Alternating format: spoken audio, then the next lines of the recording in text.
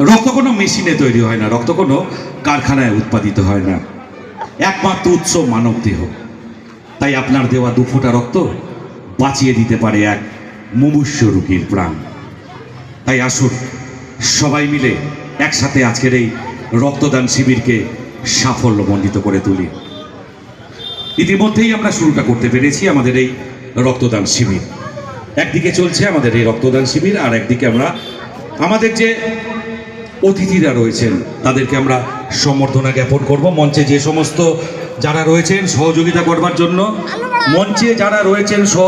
করবার জন্য, তাদেরকে অনুরোধ জানাচ্ছি তারা মঞ্চের সামনে চলে আসুক।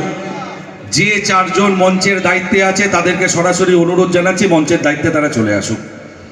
আমরা শুরুটা করেছি আমাদের এই রক্তদান শিবির বেলঘরিয়া প্রান্তিক নগর যুবক সংঘের পক্ষ থেকে প্রথম বছর।